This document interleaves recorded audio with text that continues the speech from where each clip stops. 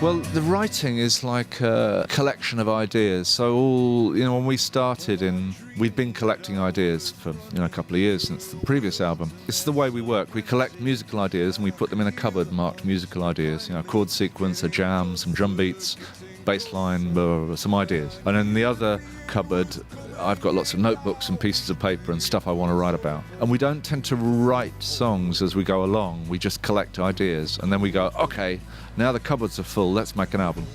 And then we pull out the ideas and start working on them. Why did it take a bit longer than we thought? There were a few distractions along the way, personal things really. And also, as we came to the end, we had a strong idea what we wanted it to sound like, but actually we went for someone to mix it. We struggled to find someone to mix it. We could have gone back to Joe Barresi, who did the Wine and Blood and Dog and Wolf, which is a particular sound, and he's an amazing mixer. I think that those two albums are the best sounding records that we've ever made. But we wanted to make something which was a bit more tough and a bit less spacious and a little bit less beautiful and something a bit more hard or something.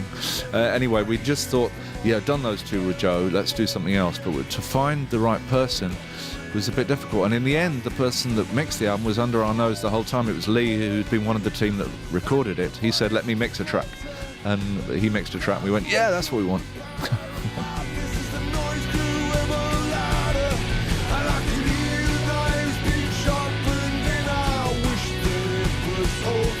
My favourite Nimalami songs are quite variable. They are when you combine a kind of very strong emotion, something sometimes quite violent, with a sense of beauty. One of my favourite songs in Nimalami is Dawn on High. Certainly on the new album, I'm very proud of the first one. I think it's really right, and I think Winter's really right. I've always liked art that combines beauty and violence. I'm not really interested in ugliness in art for the sake of ugliness or violence and ugliness. I like that combination of beauty and violence.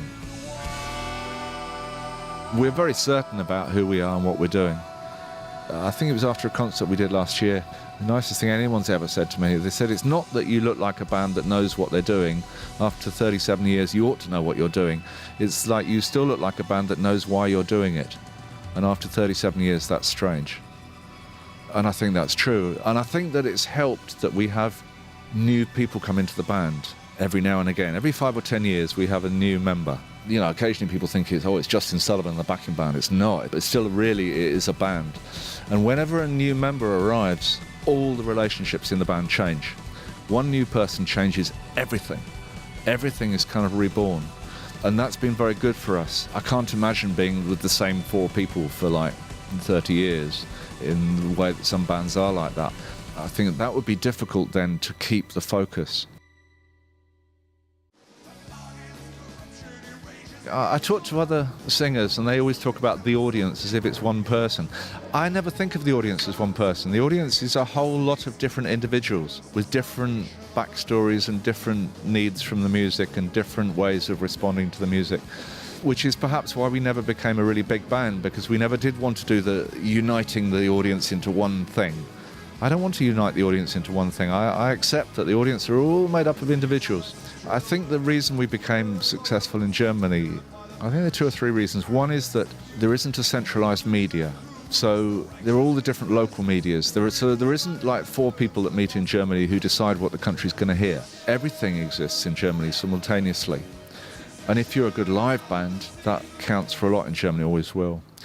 I think the other thing, I'm going to engage in a stereotype now, having said that everybody's different. There's a stereotype in the German culture, or the German nature. German culture's got this kind of contradiction between being very, very, very strong and certain at the same time as you're deeply romantic. So this kind of contradiction runs through what we do.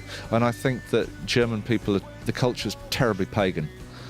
There is a thin veneer of Western Christian civilization on the top, but underneath it all, the German culture is deeply pagan, and so am I. Oh, there's so much going on. Everything is going on simultaneously. From this, I hear things that I like. And when Spotify says, you like this, so you might like this, they're wrong. What I like is really random. I always think music's a bit like food. There's no point in telling people what they ought to like. They just like what they like. Music's this amazing magic that transforms one thing into another, and it's very personal. And the things that people like are all individual. You know, the things that I hear a piece of music and I think, I connect with that. And they say, well, if you like that, you'll like that. But then I listen to the other thing and I think, no, I don't like that.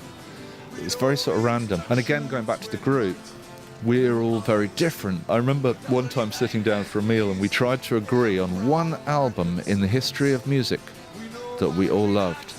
And we couldn't agree on one. I think that's unusual for a band. I'll be happy to be back on the road. I really will. And I'm looking forward to playing this stuff live. I think it's an album that's, really built to play live. We are a band that belongs on the road. In the last few months we haven't been on the road and it's kind of weird. I feel like a bit lost.